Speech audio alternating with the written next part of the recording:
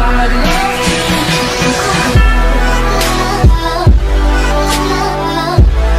Students, how are you. आशा करता हूँ आप सभी ठीक होंगे। आप सभी का स्वागत है हमारे चैनल बेटर टुमारो विद उत्कर्ष में।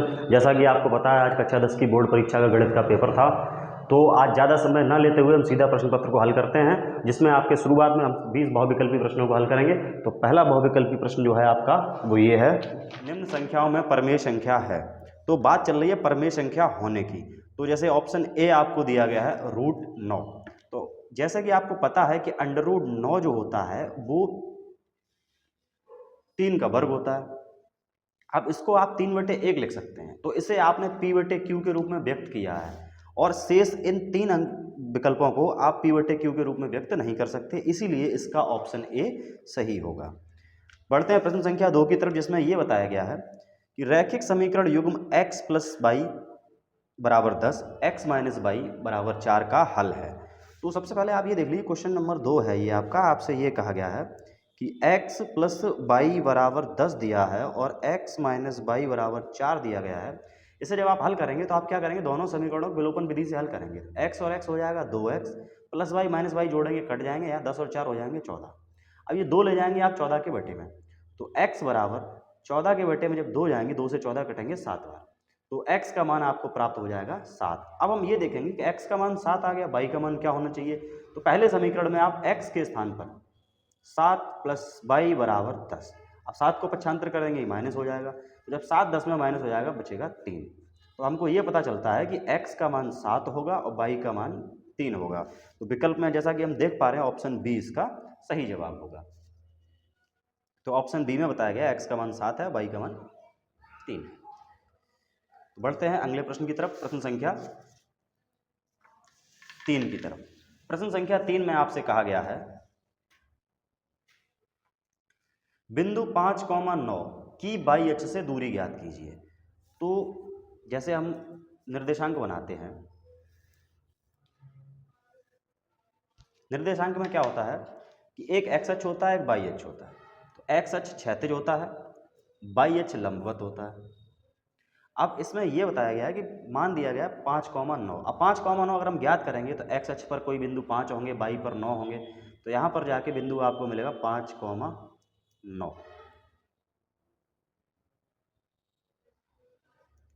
यहाँ पर एक्स अक्ष की दूरी होगी, एक्स अक्ष का मान 5 है और बाई अक्ष का मान बताया गया है 9, तब ये बिंदु 5,9 बना। अब आपसे ये पूछा है इस बिंदु की बाई अक्ष से दूरी क्या होगी। बाई अक्ष से दूरी यानी बाई अक्ष से दूरी वो होगी, एक्स का मान होगा, यहाँ से यहाँ तक का जो मान है वो होगा 5, इसका उत्तर होगा 5, इसलिए इसका ऑप्शन सी सही होगा।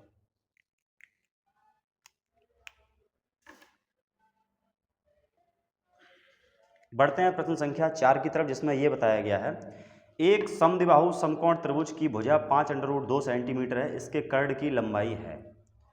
तो सबसे पहले इसमें दो चीजें बताई गई हैं। क्या बताया गया, पहले कहा है समद्विबाहु, मतलब दो भुजाएं भी बराबर हैं, समकोण और 90 डिग्री भी बनना चाहिए। तो हम क्या करेंगे, एक त्रिभुज बनाएंगे। हमने सपोज कर लिया ये एक त्रिभुज है जिसमें ये 90 डिग्री है और ये इसका कर्ण है। ये वाली भुजा इस भुजा के बराबर है। बराबर क्यों मानी, क्योंकि इसमें लिखा है समद्विबाहु समकोण, और बराबर भुजाओं के मान दिए गए 5√2 सेंटीमीटर। तो ये वाली भुजा हो गई 5√2 सेंटीमीटर, ये वाली भुजा भी 5√2 सेंटीमीटर ही होगी। आपसे पूछा गया है कि इसके कर्ण का मान क्या होगा। तो पाइथागोरस प्रमेय के अनुसार आपने पढ़ा होगा, पाइथागोरस प्रमेय के अनुसार आपने पढ़ा होगा कि कर्ण का स्क्वायर बराबर है लंब का स्क्वायर प्लस आधार के स्क्वायर के बराबर होता है। लंब है 5√2 का स्क्वायर प्लस आधार है 5√2, इसका स्क्वायर करेंगे। कर्ण हमने सपोज कर लिया, कर्ण का मान x है, यहाँ पर चलेगा x² बराबर 5 का वर्ग हो जाएगा 25 और √2 का हो जाएगा 2, तो 25 दूनी ये हो जाएगा 50, प्लस यहाँ पर भी 50 हो जाएगा।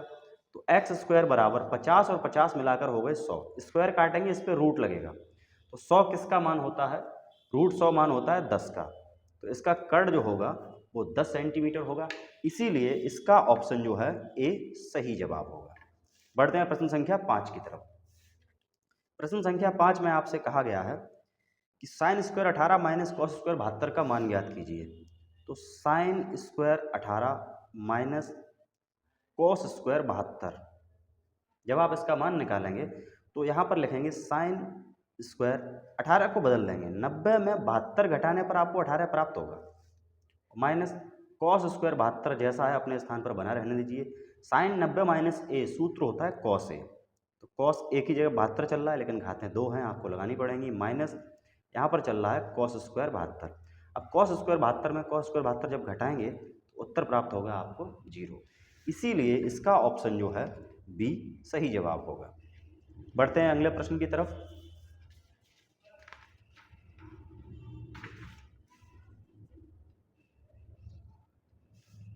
अगले प्रश्न में ये बताया गया है किसी धनात्मक समपूर्णांक p के लिए प्रत्येक धनात्मक विषम पूर्णांक का रूप होगा। यानी आपसे ये कहा गया है कि p जो है वो समपूर्णांक है। अब समपूर्णांक क्या होता है? जिसमें 2 का भाग हो जाए। किसी भी सम संख्या में अगर आप 1 जोड़ते हैं तो आपको विषम संख्या प्राप्त होती है। अब p सम संख्या है, अब p में आप 1 जोड़ देंगे तो ये विषम संख्या बन जाएगी। इसीलिए इसका उत्तर जो है p+1 जो है वो सही होगा। आगे बढ़ते हैं। काफ़ी अच्छे प्रश्नों का संग्रह रहा आज। किसी छात्र ने जरा भी पढ़ा होगा तो उम्मीद है कि 70 में लगभग 65 समथिंग हो जाएगा उसका। 7वें प्रश्न में आपसे कहा गया है, क्वेश्चन संख्या 7, यदि संख्याओं 7, 8, x, 11 और 14 का माध्य x है तो x का मान ज्ञात कीजिए। तो समांतर माध्य जो होता है उसका एक साधारण सा सूत्र होता है कि समांतर माध्य बराबर जो होता है वो होता है पदों का योग और बटे में होती है पदों की संख्या। अब समांतर माध्य कितना दिया गया? प्रश्न में बताया गया का माध्य x है, तो समांतर माध्य के स्थान पर आप x लिखेंगे। पदों का योग, अब पद क्या क्या है? पद में बताया गया 7, 8, x, 11, 14 बटे पदों की संख्या 1, 2, 3, 4, 5 से इसमें भाग कर देंगे। तो आगे बढ़ते हैं। x बराबर 8, 7, 15, 15, 11 और 14 जब आप इन सबको जोड़ेंगे तो ये प्राप्त होगा आपको 40 प्लस 11/5। अब बटे वाला 5 क्रॉस मल्टीप्लाई करने पर यहाँ पर हो जाएगा 5x।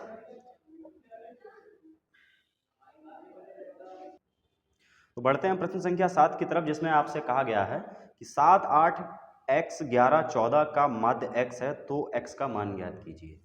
तो सबसे पहले हम आपको ये बता दें कि माध्य जो है वो होता है पदों का योग बटे पदों की संख्या। माध्य का जो सूत्र होता है वो होता है पदों का योग बटे पदों की संख्या।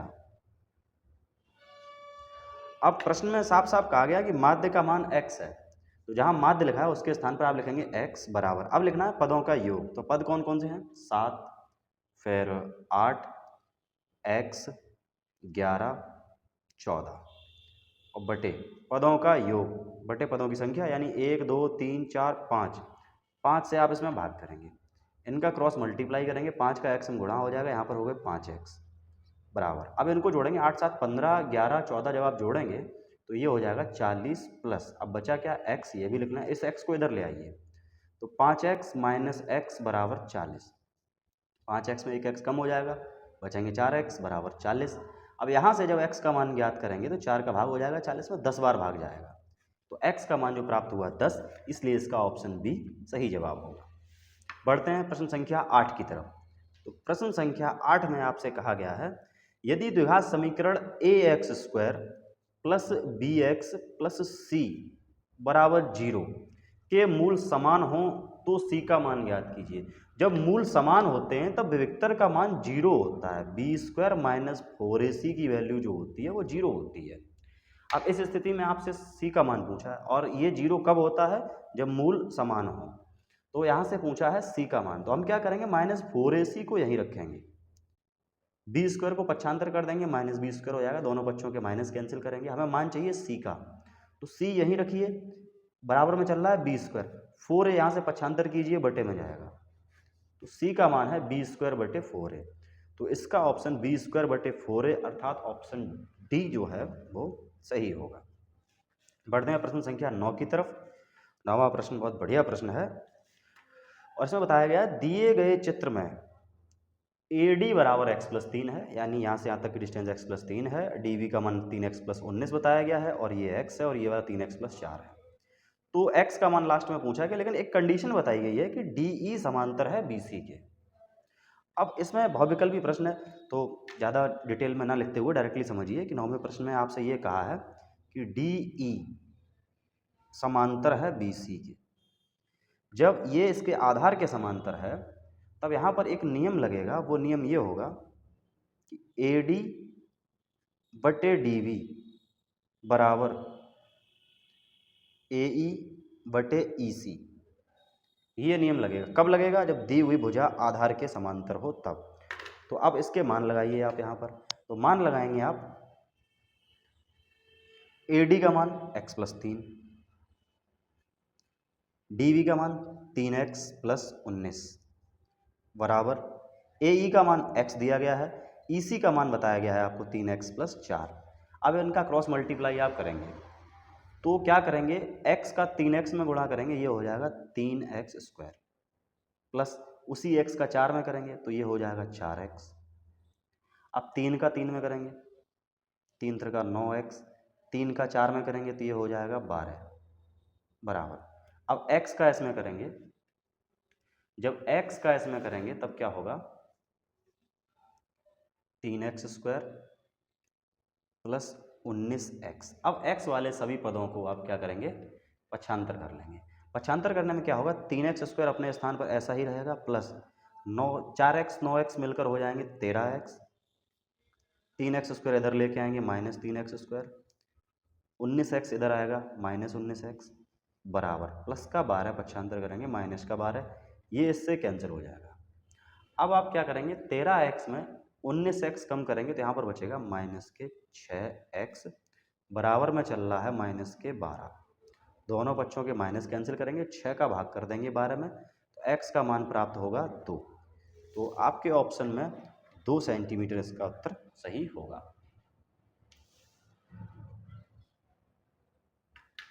बढ़ते हैं प्रश्न संख्या 10 की तरफ।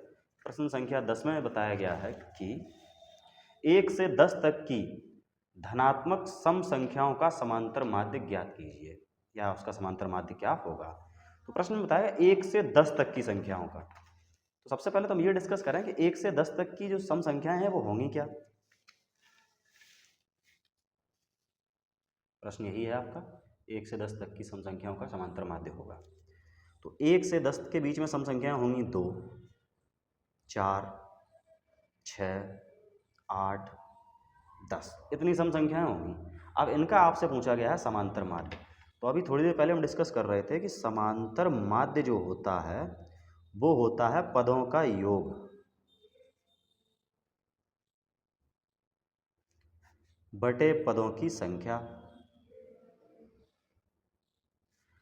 पदों का योग निकालने के लिए 2 और 4 जोड़ दीजिए, 6, 6 6 12, 12 8 20, 20 और 10 कितने हो गए 30, 30 बटे पदों की संख्या 1 2 3 4 5, 5 से इसमें भाग कर देंगे, 6 बार भाग जाएगा तो इसका उत्तर 6 सही होगा। ऑप्शन में 6 अर्थात इसका विकल्प डी सही जवाब है। बढ़ते हैं प्रश्न संख्या 11 की तरफ, जिसमें बताया गया है 156 का अभाज्य गुणनखंड होगा। प्रश्न संख्या 11, ये प्रश्न 10 था और प्रश्न संख्या 11 की तरफ बढ़ते हैं। 156 का अभाज्य गुणनखंड, तो आप क्या करेंगे, 156 के फैक्टर करेंगे, 2 से काट दिया, 2 सत्ते 14, 2 अट्ठे 16, 2 सत्ते 14 किया, एक बचा, यहाँ 16 हो गए, 2 अट्ठे 16, 2 से काटा, 2 ती 6, 2 ने 18। अब इसे 3 से काटेंगे, 3 एकम 3, 3 त्रिका 9, फिर उसके बाद 13 एकम 13। तो जैसा कि हम देख पा रहे हैं 156 के गुणनखंड में 2 की प्राप्ति हुई 2 बार, तो 2 की घातें 2 गुणे 3 गुणे 13, तो इसका गुणनखंड जो है विकल्प में ये जो दिख जाए वही सही है। तो विकल्प में ऑप्शन बी सही जवाब है। बढ़ते हैं प्रश्न संख्या 12 की तरफ। 12वां प्रश्न बहुत ही बढ़िया प्रश्न है।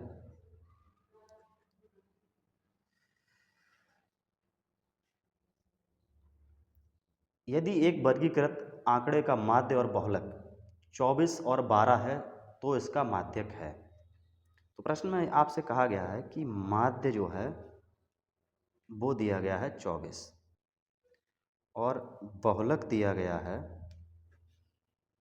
12 और आपसे पूछा गया है माध्यक। माध्यक का मान कितना होगा? तो एक बहुत आसान सा सूत्र होता है, वो ये होता है कि 3 गुणे माध्यक बराबर बहुलक प्लस 2 गुणे माध्य। इस सूत्र से आप माध्यक का मान ज्ञात कर सकते हो। चलिए हमने सपोज कर लिया माध्यक का मान जो है x है, तो हमने यहाँ पर लिखा x के साथ चलेगा 3 बराबर बहुलक का मान दिया गया है 12 प्लस 2 गुणे माध्य का मान दिया गया है 24। तो ये 12 अपने स्थान पर ऐसे ही रहेंगे, 24 दूनी 48 हो गए। अब यहाँ पर x लिखा, x के साथ लिखा हुआ 3 इनके बटे में आ जाएगा। x बराबर आप इन्हें जोड़ेंगे 8 और 2 मिलाकर हो गए 10, 4 और 1 5, हासिल जुड़ जाएगी, इसमें 6 हो गए बटे 3, 3 से 60 को काट दिया तो यहाँ से x का मान आपको प्राप्त हुआ 20। तो ऑप्शन में जो माध्यक है उसका मान 20 आएगा। तो माध्यक इसमें दिया गया है ऑप्शन बी। तो बढ़ते हैं प्रश्न संख्या 13 की तरफ। 13वें प्रश्न में आपसे कहा गया है कि यदि रैखिक समीकरण एवं 2x प्लस 3y बराबर 5, 4x प्लस ky बराबर 10 के अपरिमित रूप से अनेक हल हों तो k का मान ज्ञात कीजिए। सबसे पहले समीकरण दिए गए उनको हम नोट कर ले रहे हैं। समीकरण दिया गया पहला 2x प्लस 3y बराबर 5 और दूसरा समीकरण दिया गया है 4x प्लस ky बराबर 10। इनके अपरिमित रूप से अनेक हल बताए गए हैं। तो सबसे पहले हम क्या करेंगे, a1 b1 c1 का मान निकालते हैं। जैसे मान लीजिएगा आपने इसको लिखा 2x प्लस 3y प्लस का 5 इधर ले आए, -5 हो जाएगा, बराबर बचेगा 0। ठीक, आप इसकी तुलना करेंगे। तुलना के लिए जिस सूत्र का यूज़ करेंगे a1x plus b1y plus c1 बराबर 0 से जब आप इससे कंपेयर करेंगे तो आपको पता चलता है कि a1 का मान जो है 2 है, b1 का मान है 3 और c1 का मान है -5। इसी तरह दूसरा समीकरण जो आपको दिया था 4x प्लस ky बराबर का 10 है, इधर लेके आओगे तो ये हो जाएगा -10 बराबर 0। अब इसकी तुलना आप करेंगे किससे, a2x plus b2y plus c2 बराबर 0 से। जब तुलना करेंगे तो आपको मिलेगा a2 का मान है 4, a2 बराबर 4, b2 बराबर बताया गया है k और c2 बराबर दिया गया है -10। ठीक, अब प्रश्न में जो दिया गया है, एक स्टेटमेंट दिया है कि अपरिमित रूप से अनेक हल हैं। जब अपरिमित रूप से अनेक हल होते हैं तब क्या होता है कि तीनों स्थितियां बराबर होती हैं। a1 बट्टे a2 बराबर होता है b1 बट्टे b2। तो अपरिमित रूप से अनेक हल होने में क्या होता है, a1 बट्टे a2 बराबर b1 बट्टे b2 बराबर होता है c1 बट्टे c2। तीनों स्थितियां बराबर होती हैं। तो हम क्या करेंगे, इन दोनों का यूज़ करेंगे क्योंकि हमें b2 का मान दिया गया है k, तो ये आसानी से प्राप्त हो जाएगा। यहाँ से a1 के स्थान पर आप लिखेंगे a1 का मान दिया गया 2 बटे a2 का मान 4 बराबर b1 का मान लगाएंगे 3 और b2 का मान लिखेंगे k। 2 से 4 कट गए, क्रॉस मल्टीप्लाई किया, k का गुणा 1 में करेंगे k बराबर 3 का गुणा 2 में करेंगे, यहाँ से प्राप्त हो जाएगा 6। तो k का मान 6 होगा इस ऑप्शन में। यहाँ 6 वही उत्तर सही होगा, तो आपका ऑप्शन डी बिल्कुल सही जवाब है। बढ़ते हैं प्रश्न संख्या 14 की तरफ। 14वें प्रश्न में आपसे ये कहा है ABC और BDE दो समबाहु त्रिभुज हैं, ABC और BDE। तो पहले एक काम करते हैं, हम ABC त्रिभुज की रचना कर रहे हैं। 14वां प्रश्न है,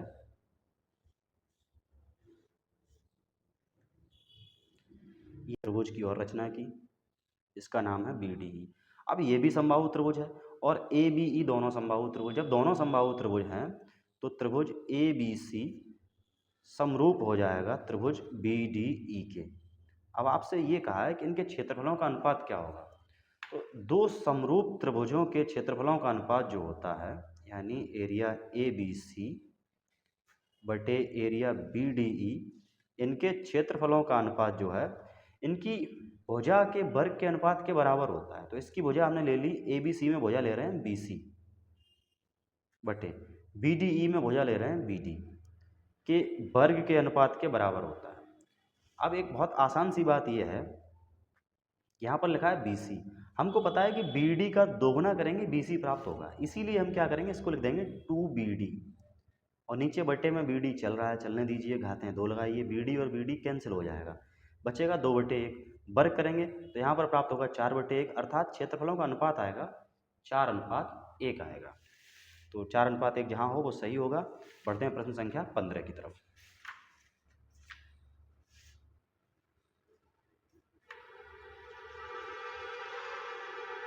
प्रश्न संख्या 15 में आपसे कहा गया है, यदि cos A बराबर 7/25 है तो tan A plus cot A का मान ज्ञात कीजिए। 15 में बताया गया है cos A बराबर 7/25 तो tan A plus cot A का मान ज्ञात कीजिए। तो cos A बराबर आपको दिया गया, सबसे पहले आप एक समकोण त्रिभुज की रचना करेंगे।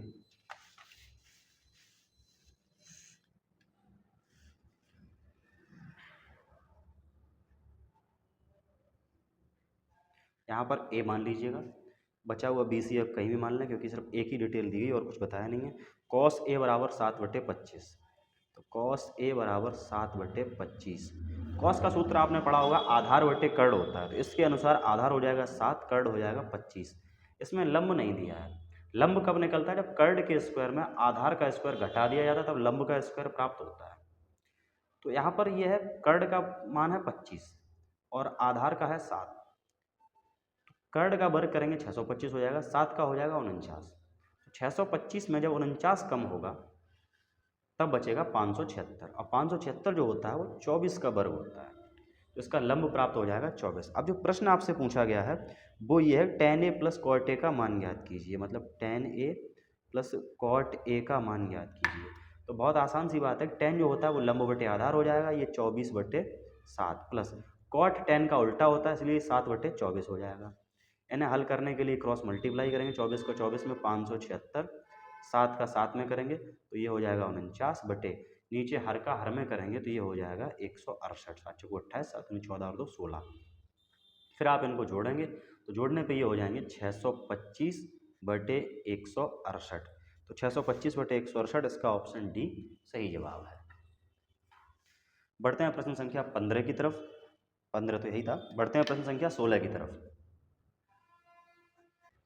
16वें प्रश्न बताया, यदि दो वृत्तों की त्रिज्याएं क्रमशः 4 सेंटीमीटर 3 सेंटीमीटर हैं तो इन वृत्तों के क्षेत्रफल के योग के बराबर क्षेत्रफल वाले वृत्त की त्रिज्या ज्ञात कीजिए। मतलब कि ये है कि दो वृत्त हैं जिनकी त्रिज्याएं आपको बताई गई हैं 4 सेंटीमीटर 3 सेंटीमीटर, तो इसकी त्रिज्या हमने मान ली 4 सेंटीमीटर, इसकी त्रिज्या मान ली 3 सेंटीमीटर। ये कहा है कि अन्य वृत्त की त्रिज्या ज्ञात कीजिए जिसका क्षेत्रफल इन दोनों वृत्तों के क्षेत्रफलों के योग के बराबर हो। तो इसकी त्रिज्या हम सपोज कर लेते हैं कैपिटल R, इसको मान लिया R1, इसको मान लिया यहाँ पर हमने R2। ठीक, अब ये कहा है इन दोनों का क्षेत्रफल इसके बराबर हो, तो वृत्त का क्षेत्रफल होता है πr², लेकिन पहले वृत्त का है इसलिए πr1 का स्क्वायर, दूसरे वृत्त का क्षेत्रफल πr2 का स्क्वायर बराबर, तीसरे की त्रिज्या आपने कैपिटल R मानी है तो कैपिटल R का स्क्वायर हो गया।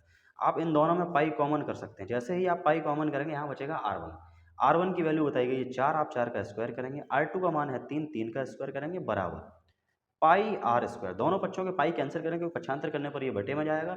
4 का वर्ग हो गया 16, 3 का हो गया 9 बराबर R²। 16 और 9 मिलाकर हो गए 25, तो R² बराबर आपको प्राप्त हुआ 25, स्क्वायर काटोगे रूट लगेगा, R का मान निकल के आएगा 5 सेंटीमीटर, अर्थात जो तीसरा वृत्त है उसकी त्रिज्या जो होगी वो 5 सेंटीमीटर होगी। तो 16 में 5 अर्थात ऑप्शन ए सही जवाब है। बढ़ते हैं प्रश्न संख्या 17 की तरफ। 17वें प्रश्न में आपसे पूछा गया है x² - 3x - 10 के मूल हैं। तो बहुत ही आसान सा प्रश्न है, इसमें आपसे कहा गया है कि x² - 3x - 10 बराबर 0। अब इसके मूल ज्ञात करने के लिए आप क्या करेंगे, आप इसका गुणनखंड करेंगे। गुणनखंड किस प्रकार से होगा, गुणा करने पर 10 चाहिए, घटाने पर 3, तो 5 - 2 से इसका फैक्टर हो जाएगा x² माइनस, इसको लिखेंगे 5 - 2, क्योंकि 5 में 2 घटाओगे 3 हो जाएगा, गुणा करने पर 10 प्राप्त होगा, -10 बराबर 0। आगे बढ़ते हैं, x² माइनस यहाँ पर हो जाएगा 5x, आगे माइनस होने की वजह से ब्रैकेट खोलेंगे, अंदर वाला चिन्ह बदलेगा, ये हो जाएगा 2x - 10 बराबर 0। इतने में क्या करेंगे आप, x कॉमन करेंगे, बचेगा x - 5 प्लस इसमें 2 कॉमन करोगे, बचेगा x - 5 बराबर 0। अब दोनों ब्रैकेट सेम है, इनको बाहर निकाल लीजिएगा, x माइनस 5 बाहर आएगा, अंदर बचेगा x प्लस 2 बराबर 0। अब यहाँ से हम x का मान ज्ञात करेंगे, तो पहले x माइनस 5 से x का मान निकालते हैं। x माइनस 5 बराबर 0, माइनस का 5 पक्षांतर करेंगे प्लस होगा, फिर आप x प्लस 2 से मान निकालेंगे, प्लस का 2 उधर जाएगा, हो जाएगा -2। तो इसके मूल जो प्राप्त हुए वो 5 कॉमा -2 हैं, या -2 कॉमा 5 कह सकते हैं। तो इसका ऑप्शन बी जो है बिल्कुल सही होगा। बढ़ते हैं प्रश्न संख्या 18 की तरफ। 18वें प्रश्न में बताया गया है, यदि समतल मैदान पर एक मीनार की छाया लंबाई की √3 गुनी हो तो सूर्य का उन्नयन कोण होगा। मतलब कि ये एक मीनार है, ये इसकी ज़मीन पर छाया है, मीनार की लंबाई हमने सपोज कर ली x है, छाया उससे √3 गुनी है, तो √3x हो जाएगी इसकी छाया। ये मीनार है और ये है इसकी छाया, छाया धरातल पर होती है। ये कहा उस समय सूर्य का उन्नयन कोण जो है वो क्या होगा। यहाँ से थीटा की वैल्यू आपसे पूछी गई है, तो लंब बटे आधार tan का सूत्र होता है, तो आप लगाएंगे tan थीटा बराबर लंब बटे आधार, लंब हमने सपोज किया x, आधार हो गया √3x, तो tan थीटा बराबर जब आप निकालेंगे x और x कैंसिल हो जाएगा, यहाँ पर मिलेगा 1/√3, और ये परिकलित करेंगे कि tan वाली लाइन में 1/√3 मान किसका होता है, वो होता है tan 30 का। tan से tan कैंसिल हो जाएगा, थीटा की वैल्यू आपको मिलेगी 30 डिग्री। तो इसमें ऑप्शन में जहाँ 30 डिग्री हो वो उसका ऑप्शन सही होगा, इसलिए इसका ऑप्शन सही होगा सी। बढ़ते हैं प्रश्न संख्या 19 की तरफ, जिसमें बताया गया है कि 45 सेंटीमीटर ऊंचाई और 4 सेंटीमीटर व्यास वाले एक धात्विक ठोस बेलन को पिघलाकर बनाए गए 6 सेंटीमीटर व्यास के गोलों की संख्या होगी। तो प्रश्न काफ़ी अच्छा है। इसमें एक बेलन है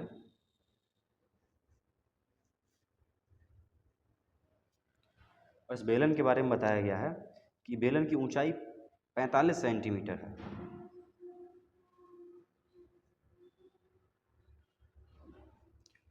और व्यास बताया गया है 4 सेंटीमीटर। जब व्यास 4 सेंटीमीटर, त्रिज्या हो जाएगी इसकी 2 सेंटीमीटर। इसे पिघलाकर कुछ गोले बनाए गए हैं और ये कहा है कि गोले का व्यास 6 सेंटीमीटर, तो गोले की त्रिज्या हो जाएगी 3 सेंटीमीटर। आपसे कहा गया है कि इस बेलन में ऐसे कितने गोले बनाए जा सकते हैं। तो बहुविकल्पी प्रश्न है, ज़्यादा व्याख्या न देकर आप आसानी से डायरेक्ट लिखें कि गोलों की संख्या बराबर बेलन का आयतन बटे एक गोले का आयतन।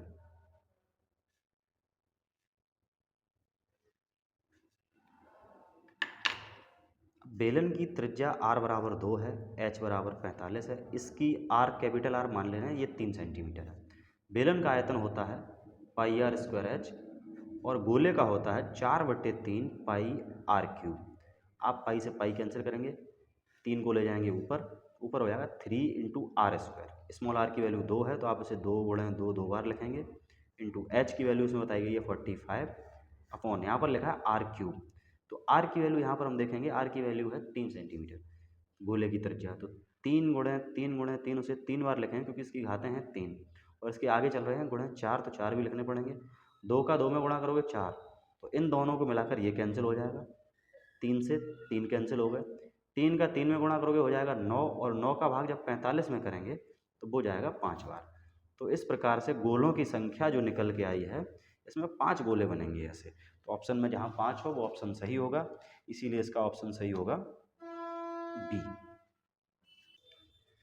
बढ़ते हैं प्रश्न संख्या 20 की तरफ, जिसमें बताया गया है कि समबाहु त्रिभुज ABC, यदि त्रिभुज ABC एक समबाहु त्रिभुज है, इस प्रकार है कि AD लंब है BC पर, तो AD² बराबर होगा। सबसे पहले आप समबाहु त्रिभुज की रचना करें। एक ऐसा त्रिभुज जिसकी तीनों भुजाएं समान हों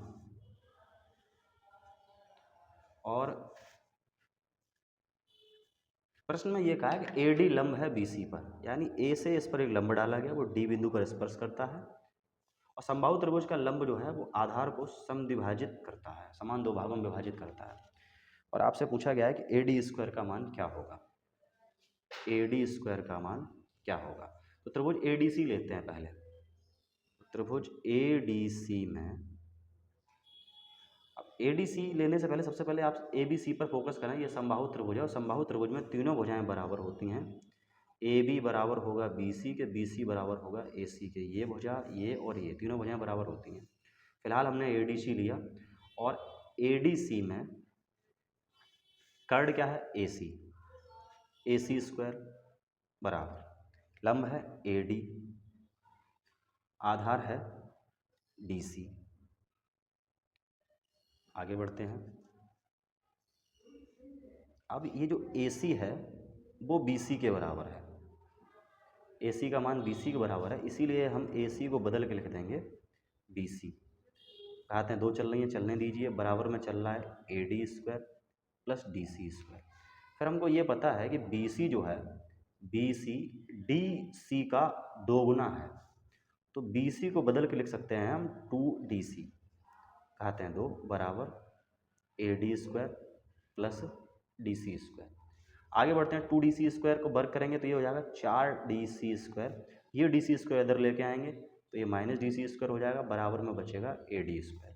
तो यहाँ से हमको प्राप्त होता है कि ए डी स्क्वायर का मान है फोर डी सी स्क्वायर में एक डी सी स्क्वायर कम हो जाएगा, बचेगा थ्री डी सी स्क्वायर।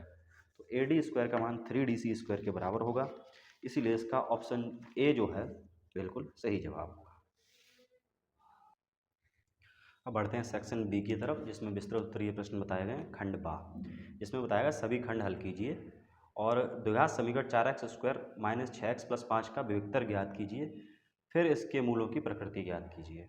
तो विविक्तर जो होता है, जैसे आपको क्वेश्चन दिया गया है 4x square minus 6x plus 5 बराबर 0, तो सबसे पहले आप इसकी तुलना करेंगे ax square plus B X plus C बराबर 0 से आप इसकी तुलना करेंगे तो आपको प्राप्त होगा कि a का मान 4 है, b का मान माइनस के 6 और c का मान 5।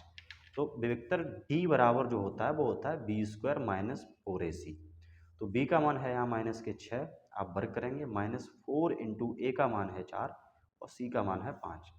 तो 6 का वर्ग करेंगे ये 36 हो जाएगा, 4 का 4 में गुणा करेंगे 16, 16 का 5 में करेंगे ये हो जाएगा 80। आगे हल करेंगे तो 10 में 6 गया 4 बचेंगे यहाँ, और यहाँ पर बचेगा 7, 7 में 3 कम किए, यहाँ पर भी 4 बचे। तो यहाँ से जो है वो ऋणात्मक मान प्राप्त हुआ है, तो उसका विविक्तर का मान तो -44 हुआ, लेकिन इसके मूल जो हैं वो काल्पनिक होंगे, क्योंकि विविक्तर जब ऋणात्मक होता है तो मूल जो होते हैं काल्पनिक होते हैं। तो अगला प्रश्न है सेक्शन बी फर्स्ट का बी। इसमें बताएगा 3 सेंटीमीटर त्रिज्या का एक वृत्त खींचिए, इसके केंद्र से 7 सेंटीमीटर दूरी पर स्थित एक बिंदु से वृत्त पर स्पर्श रेखा युग्म की रचना कीजिए, रचना के पद संक्षेप में लिखिए। तो सबसे पहले आपको क्या करना है, इसमें यह बताया गया है 3 सेंटीमीटर त्रिज्या का एक वृत्त खींचिए और केंद्र से 7 सेंटीमीटर दूरी पर स्थित। तो हम एक काम करते हैं, सबसे पहले 7 सेंटीमीटर की एक रेखा खींचे ले रहे हैं। ये मान लिया केंद्र बिंदु है, यहाँ से 7 सेंटीमीटर तक एक रेखा खींच ली और यहाँ तक है 3 सेंटीमीटर। तो हम यहाँ पे रखेंगे प्रकाल की नोक और इस प्रकार से एक वृत्त की पहले रचना करेंगे। तो हमारी पहली लाइन कंप्लीट होती है, 3 सेंटीमीटर त्रिज्या का एक वृत्त खींचिए। तो ये 3 सेंटीमीटर त्रिज्या का वृत्त है। फिर बताया इसके केंद्र से 7 सेंटीमीटर दूरी पर स्थित, तो यहाँ से यहाँ तक तो 3 सेंटीमीटर है और इस बिंदु से यहाँ तक की दूरी है वो 7 सेंटीमीटर है। इसको नाम दे दिया O, इसको नाम दे दिया P। अब ये कहा है कि बिंदु P से इस पर स्पर्श रेखा युग्म खींचना है आपको। तो स्पर्श रेखा युग्म खींचने के लिए सबसे पहले आपको क्या करना पड़ेगा, OP का लंब अर्धक करना पड़ेगा। लंब अर्धक कैसे करेंगे, आप यहाँ पर रखेंगे प्रकाल की नोक, आधे से अधिक दूरी लेकर एक चाप इधर लगाएंगे, एक चाप इधर लगाएंगे, वही दूरी लेकर एक चाप यहाँ लगाएंगे, एक चाप यहाँ लगाएंगे और इन दोनों बिंदुओं को मिला देंगे।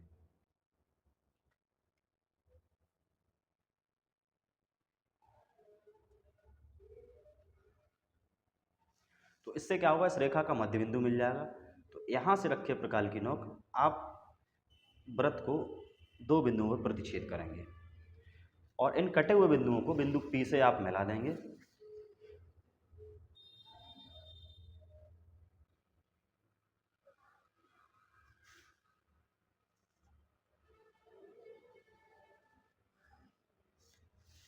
और इन बिंदुओं को नाम दे दें आप, इसको नाम दे दिया R, इसको नाम दे दिया S। और आप ऐसा भी कर सकते हैं, जैसे आपने इस मध्य बिंदु से ये दो चाप लगाए हैं, ये चाप ना लगाकर आप इस प्रकार से एक वृत्त की रचना भी कर सकते हैं। तो सर्वप्रथम आप जब इसकी रचना लिखेंगे तो पहले आप लिखेंगे कि सर्वप्रथम रेखाखंड OP बराबर 7 सेंटीमीटर की रेखा खींची, बिंदु O को केंद्र मानकर 3 सेंटीमीटर त्रिज्या लेकर एक वृत्त बनाया। फिर OP का लंबवर्धक किया जो बिंदु M पर प्रतिच्छेद करता है। बिंदु M को केंद्र मानकर एक वृत्त बनाया जो दिए हुए वृत्त को बिंदु R और S पर प्रतिच्छेद करता है। PR व PS को मिलाया, अतः PR व PS स्पर्शरेखा युग्म हैं। इस प्रकार से ये प्रश्न कंप्लीट होता है। बढ़ते हैं अगले प्रश्न की तरफ। हाँ जी, नेक्स्ट क्वेश्चन है फर्स्ट का C, जिसमें ये बताया गया cos A माइनस बी बराबर √3/2। प्रश्न में आपसे कहा गया है कि cos A माइनस बी बराबर √3/2 और sin A प्लस बी बराबर √3/2। फिर आपसे A और B का मान पूछा है और ये कहा है कि जो A प्लस बी का मान है वो 0 से 90 के बीच में है और जहाँ A छोटा है B से, तो A और B का मान परिकलित करना है। सबसे पहले आप यहाँ पर देखेंगे cos A माइनस बी बराबर √3/2 लिखा है, तो आप लिखेंगे cos A माइनस बी बराबर √3/2 लिखा है। सबसे पहले हम ये पता करेंगे कि cos वाली लाइन में √3/2 मान होता किसका है, तो ये मान होता है cos 30 का। अब दोनों पक्षों की cos की कंपेरिजन करेंगे, यहाँ से आपको मिलेगा A माइनस बी बराबर 30। इसको समीकरण 1 डाल देंगे। फिर आप क्या करेंगे, जो दूसरा आपको सवाल दिया गया है कि sin A प्लस बी, तो सेकेंड कंडीशन से √3/2 लिखेंगे उसके बराबर में। फिर यहाँ पर लिखेंगे sin A प्लस बी बराबर, हम ये पता करेंगे साइन वाली श्रेणी में √3/2 मान किसका होता है, वो होता है sin 60 का। दोनों पक्षों के साइन कंपेयर करेंगे तो यहाँ से मिलेगा A प्लस बी बराबर 60 डिग्री। इसको डालेंगे समीकरण नंबर 2। अब समीकरण 1 व 2 को जोड़ने पर, तो आप जब समीकरण 1 व 2 को जोड़ेंगे तब क्या होगा, A माइनस बी बराबर 30 और A प्लस बी बराबर 60। इस स्थिति में A और A जोड़ेगा 2A हो जाएगा, plus B minus B cancel हो जाएगा, 60 30 हो गए 90। अब यहाँ से जब आप A का मान निकालोगे, 2 का भाग चला जाएगा 90 में, तो यहाँ बचेगा 45। अब A का मान 45 है, हमको B का मान चाहिए। इसे किसी भी समीकरण में लगाते हैं तो समीकरण 2 में लगाते हैं। समीकरण 2 में लिखा A प्लस बी बराबर 60, तो A को हटा के आप लिख देंगे 45 प्लस B बराबर 60।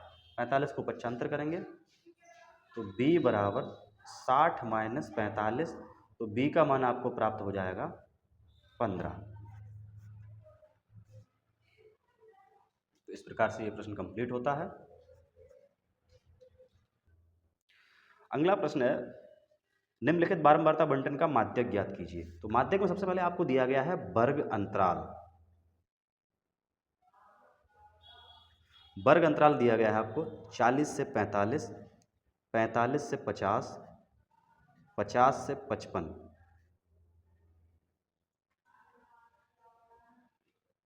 55 से 60, 60 से 65, 65 से 70, 70 से 75। उसके बाद दी गई है बारंबारता। बारंबारता दी गई है आपको 2, 3, 8, 6, 6, 3, 2।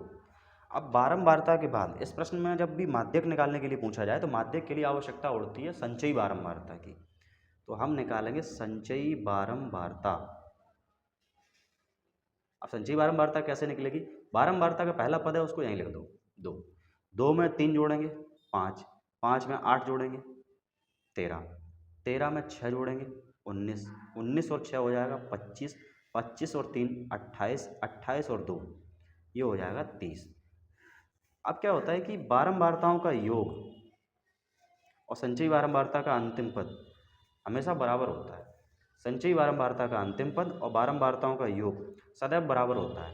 तो n का मान यहाँ पर दिया गया है 30, तो हम ज्ञात करेंगे कि n/2 क्या होगा, तो n/2 प्राप्त होगा हमको 15। अब संचयी बारंबारता में ये देखेंगे कि 15 कहाँ होगा, 15 होगा 13 और 19 के बीच में। तो 13 और 19 के बीच में होगा तो इस 19 के सामने वाली संख्या f होगी, f का मान यूज किया जाएगा 6। इसके सामने वाले वर्ग अंतराल का पहला पद l लिया जाएगा, l का मान 55।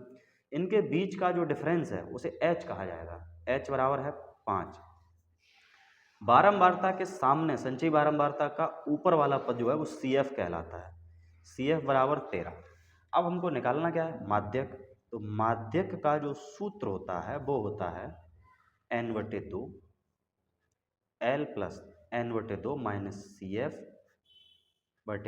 इंटू H, ये होता है सूत्र।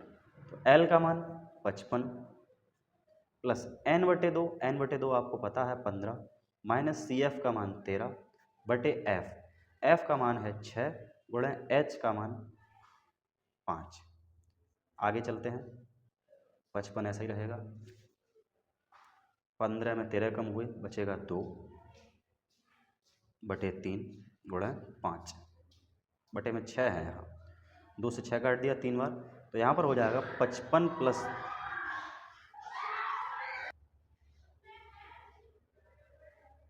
3 का भाग करेंगे 5 में, तो यहाँ से आपको प्राप्त हो जाएगा 1.66 लगभग। तो 55 और 1 मिलकर उत्तर आएगा इसका 56.66 लगभग इसका माध्यक होगा।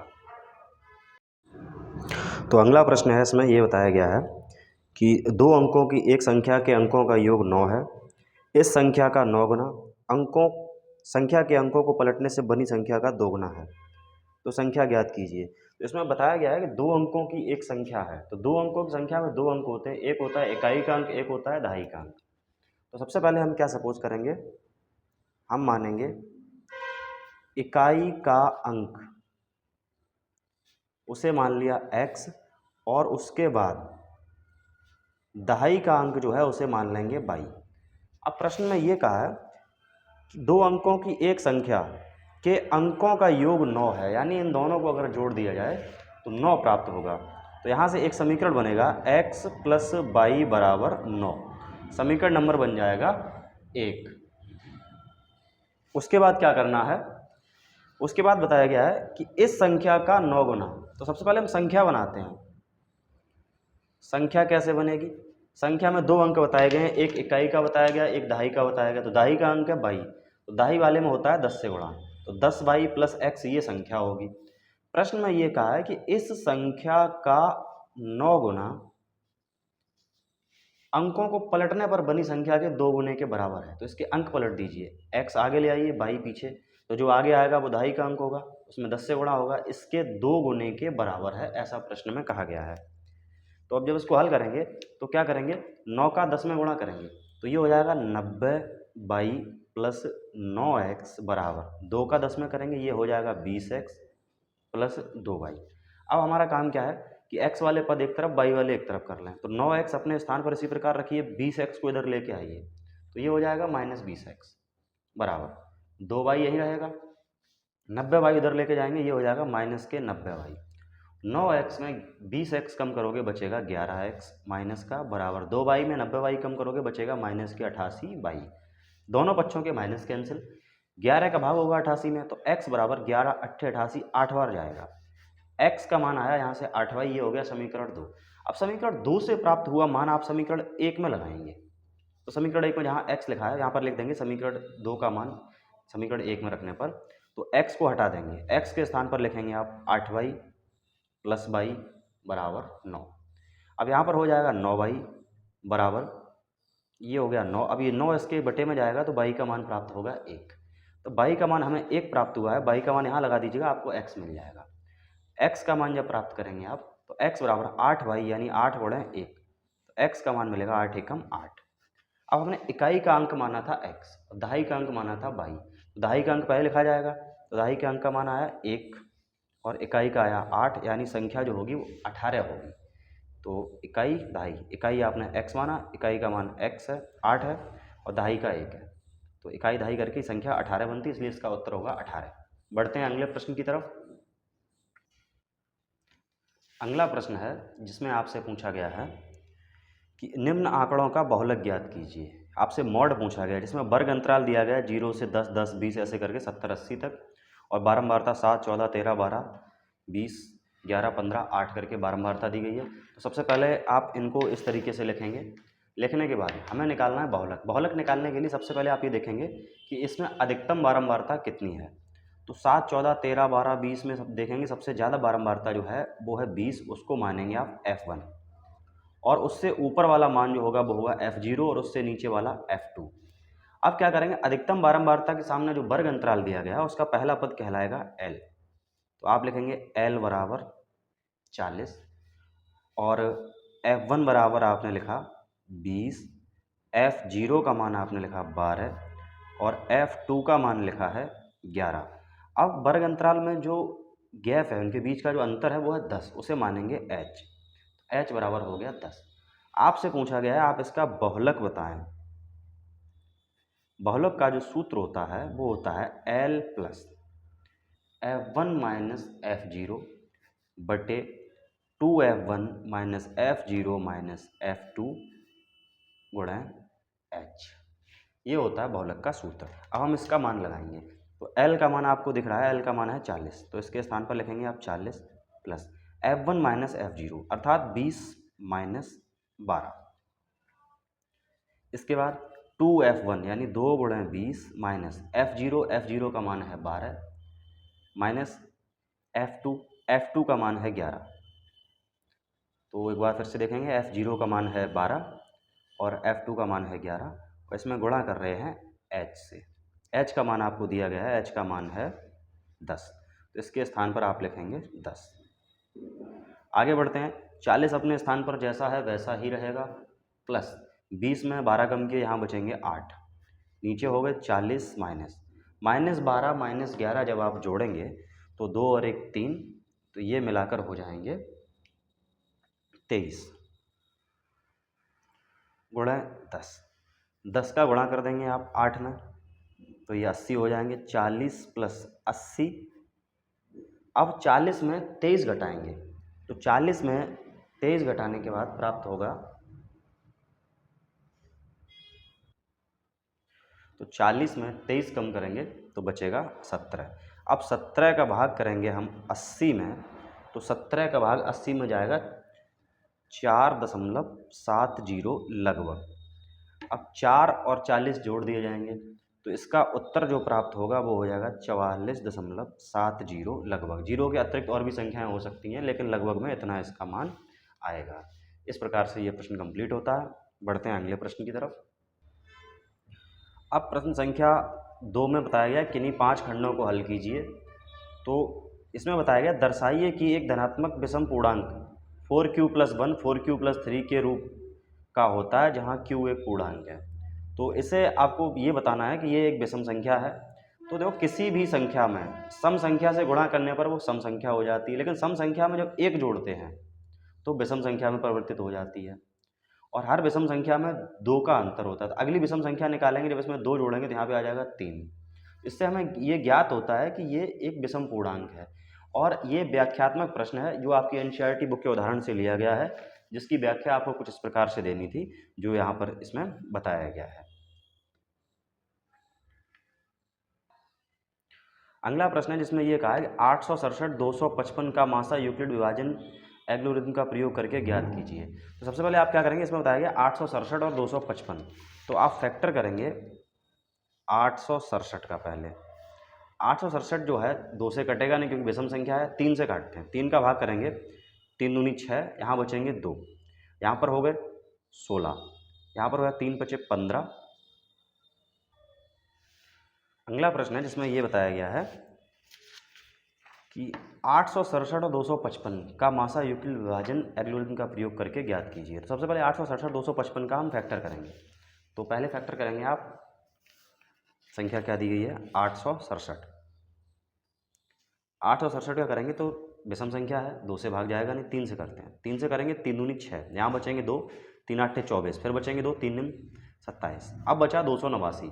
अब 289 एक संख्या ऐसी है जो किसी से विभाजित नहीं होगी, वो सीधी 17 से होगी। 17 का भाग 289 में 17 बार ही जाएगा, 17 एकम 17। अब अगली संख्या बताई गई है 255।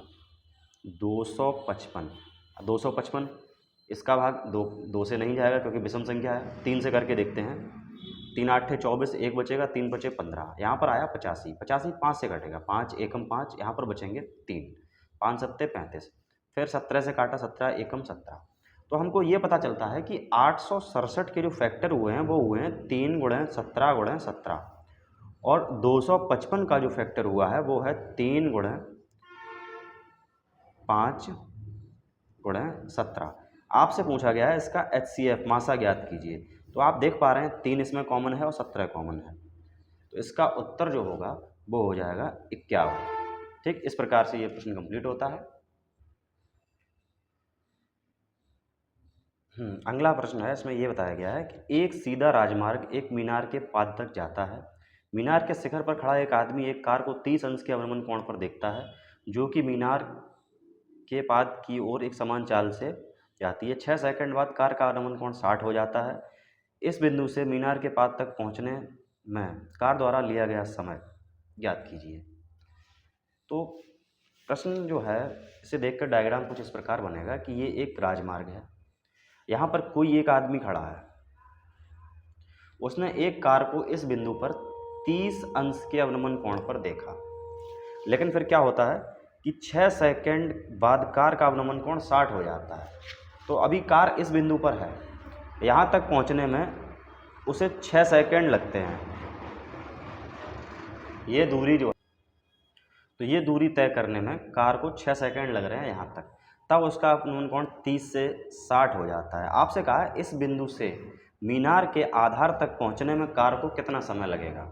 तो आपसे सिर्फ इस स्थान की दूरी तय करने में जो टाइम लगा है, इतनी दूरी तय करने में, वो ज्ञात करके बताना है। तो हम मीनार मान ले रहे हैं AB, C और D। तो जैसा कि आपको दिख रहा है कि इसमें मीनार जो है वो हमने सपोज की है AB, और जो राजमार्ग है हाईवे वो हमने मान लिया B से लेके D तक है। तो पहले कार यहाँ थी, फिर चलते यहाँ आ गई, यहाँ से यहाँ तक की दूरी तय करने में उसे 6 सेकंड लगे हैं। अब यहाँ से यहाँ तक की दूरी तय करने में कितना समय लगेगा, ये आपसे पूछा गया है। तो सबसे पहले हम एक काम करते हैं, त्रिभुज ACB में फोकस करते हैं। त्रिभुज ACB में कोण बन रहा है 60 अंश का। ये लंब है, ये आधार है। लंब बटे आधार जो होता है वो tan होता है, तो आप लगाएंगे tan 60 बराबर लंब हो जाएगा AB, आधार हो जाएगा BC। अब tan 60 का मान जो है वो √3 होता है, बराबर AB अपने स्थान पर ऐसा ही रखिए, बटे में चल रहा है BC बटे A क्रॉस मल्टीप्लाई। यहाँ से AB का मान जो प्राप्त होगा आपको वो मिला BC √3। इसको समीकरण 1 डाल के ऐसा ही छोड़ दें। इसके बाद क्या करना है, आप फोकस करें त्रिभुज ADB में। तो त्रिभुज ADB में कोण बन रहा है 30 अंश का, तो आप लगाएंगे tan 30 बराबर लंब वही रहेगा AB, आधार हो जाएगा B से लेकर D तक, तो आधार लग जाएगा BD। tan 30 का मान होता है 1/√3 बराबर AB का मान जो है हम लगाएंगे BC √3, तो इसके स्थान पर लिख दिया BC √3 बटे नीचे लिखा है BD। अब BD है B से लेकर D तक की डिस्टेंस है, हम इसको BC + CD कह सकते हैं, तो आपने इसको लिखा BC + CD। क्रॉस मल्टीप्लाई करेंगे, √3 का √3 में गुणा हो जाएगा, 3 हो जाएंगे, साथ में BC चल रहा है चलेगा, बराबर में है BC + CD। अब BC को पक्षांतर करेंगे, तो 3BC - BC बराबर CD। 3BC में 1 BC कम हो जाएगा, बचेगा 2BC बराबर CD। अब यहाँ से जब BC का मान निकालोगे तो CD के बटे में हो जाएगा 2। अब यहाँ से हमको ये पता चलता है कि BC की दूरी है वो CD की आधी है, तो CD दूरी तय करने में 6 सेकंड लगते हैं और ये वाली दूरी इससे आधी है, तो BC डिस्टेंस कवर करने में आपको लगेंगे 3 सेकंड।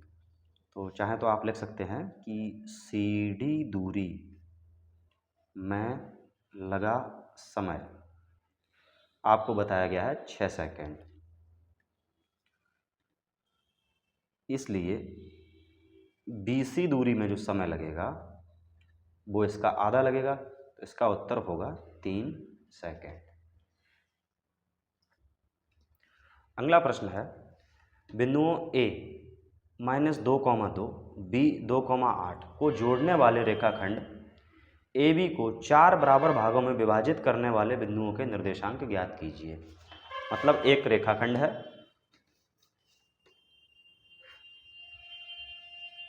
AB और A के निर्देशांक हैं -2,2 और B के निर्देशांक हैं 2,8। इसे 4 बराबर भागों में विभाजित करना है। तो 4 भागों में विभाजित करने के लिए 1 2 3, आप इसे 3 बार काटेंगे। 3 बार काटने में देखिए 1 2 3 4 भाग हो गए। इन चारों भागों के हमने नाम दे दिए P Q R। अब हम क्या करेंगे, P Q R के निर्देशांक हमें ज्ञात करने हैं। तो निर्देशांक ज्ञात करने के दो तरीके हैं, तो मध्य बिंदु से हम ज्ञात कर सकते हैं, दूसरा अनुपात वाले सूत्र से ज्ञात कर सकते हैं। तो मध्य बिंदु वाला ज़्यादा आसान रहेगा। जैसा कि हमको दिख रहा है कि बिंदु Q है वो AB का मध्य बिंदु है। बिंदु Q के निर्देशांक बराबर AB का मध्य बिंदु। अब AB का मध्य बिंदु कैसे निकलेगा? मध्य बिंदु का सूत्र आपने पढ़ा होगा, क्या था कि x बराबर x1 प्लस x2 बटे 2, दूसरा था y बराबर y1 प्लस y2 बटे 2, इस प्रकार से था।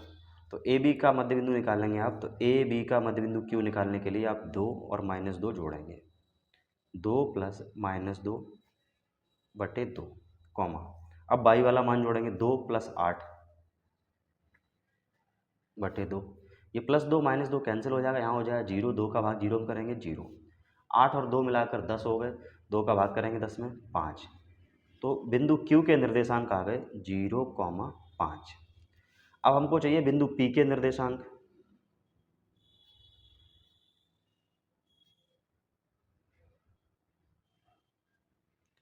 बिंदु P के निर्देशांक ज्ञात करने के लिए, जैसा कि हम देख पा रहे हैं बिंदु P है वो AQ का मध्य बिंदु है, तो हम AQ का मध्य बिंदु निकालेंगे 0 और -2 जोड़कर, 0 प्लस -2 बटे 2, कॉमा 5 और 2, 5 प्लस 2 बटे 2। तो 0 में -2 जोड़ोगे -2 ही रहेगा, 2 का भाग करेंगे -2 में जाएगा 1 बार, 5 और 2 हो गए 7 बटे 2, इससे मिलेगा ये वाला -1, 7 बटे 2।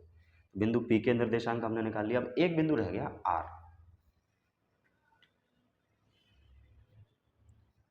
बिंदु R के निर्देशांक कैसे निकालोगे? बिंदु R जो है वो QB का मध्य बिंदु है, QB का मध्य बिंदु। तो मध्य बिंदु निकालिए। मध्य बिंदु का फॉर्मूला x1 प्लस x2 बटे 2, यानी 2 प्लस 0 बटे 2, कॉमा 8 प्लस 5 बटे 2, 2 और 0 जोड़ोगे 2 ही रहेंगे, 2 का भाग 2 में करोगे 1 बार, 8 5 13 बटे 2। इस प्रकार से आपको R का निर्देशांक मिला 1, 13 बटे 2। तो इस प्रकार से इसके तीनों बिंदुओं के निर्देशांक निकाल लिए जो AB को समान 4 भागों में विभाजित करते हैं। तो ये उसका उत्तर है। अगला प्रश्न है, एक भिन्न का अंश उसके हर से 3 कम है। यदि अंश और हर दोनों में 2 जोड़ दिया जाता है तो नई भिन्न मूल भिन्न का योग 29/20 हो जाता है। मूल भिन्न ज्ञात कीजिए। तो एक काम करते हैं, आप इसमें मान लें भिन्न का हर जो है वो x है, तो हर आपने मान लिया x। अब अंश क्या होगा? अंश प्रश्न के अनुसार बताया गया एक भिन्न का अंश उसके हर से 3 कम है, तो हर में 3 कम कर दो, ये हो जाएगा x माइनस 3। अब भिन्न क्या होगी? भिन्न तो होती है अंश बटे हर, यानी x माइनस 3 बटे x। फिर प्रश्न में ये कहा यदि अंश और हर दोनों में 2 जोड़ दिया जाता है, यानी अंश और हर दोनों में 2 जोड़ दिया जाए, तो अंश है x माइनस 3, हर है x। अगर दोनों में 2 जोड़ दिया जाए, दोनों में 2 जोड़ दिया जाता है तो नई भिन्न तथा मूल भिन्न का योग 29/20 हो जाता है। मूल भिन्न जो आपने बनाई थी x माइनस 3 बटे x का योग जो है वो 29/20 हो जाता है। चलिए हल करते हैं। x माइनस 3 अपने स्थान पर जैसा है वैसा ही रहेगा, लेकिन आप -3 में 2 घटा सकते हैं तो माइनस का 1 बचेगा इस स्थान पर। नीचे हो जाएगा x plus 2 plus x minus 3 बटे x बराबर 29/20। अब क्या करेंगे, x का गुणा इसमें करेंगे तो ये हो जाएगा x square minus 1x plus, अब इस x का इसमें करोगे ये हो जाएगा एक्स स्क्वायर, उसी x का 2 में करोगे हो जाएगा 2x, माइनस 3 का x में करोगे माइनस 3x और 3 दूनी 6। इसके बाद क्या होगा, हर का हर में गुणा, एक्स स्क्वायर प्लस 2x बराबर हो जाएगा 29/20। अब एक एक्स स्क्वायर यहाँ, एक यहाँ, ये हो गए 2x स्क्वायर। अब यहाँ से ध्यान देते हैं कि माइनस 3x और माइनस 1x हो गए माइनस के 4x, माइनस 4x में 2x कम हो जाएंगे, बचेगा माइनस का 2x और यहाँ पर बच रहा है माइनस के 6। नीचे एक्स स्क्वायर प्लस 2x बराबर 29/20। क्रॉस मल्टीप्लाई करते हैं, 20 का करोगे 20 दूनी 40x स्क्वायर, 20 दूनी 40x, 20 सिक्का 120 बराबर 29 का एक्स स्क्वायर में करोगे 29x स्क्वायर, 29 दूनी 58x। अब क्या करेंगे, इन सबको इधर लेके आएंगे, 40x square minus 40x minus 120, 29x square इधर आएगा माइनस हो जाएगा 29x स्क्वायर माइनस 58x बराबर 0। अब क्या करेंगे, 40 में 29 घटाएंगे, 40 में 29 घटाओगे तो बचेगा 11x स्क्वायर।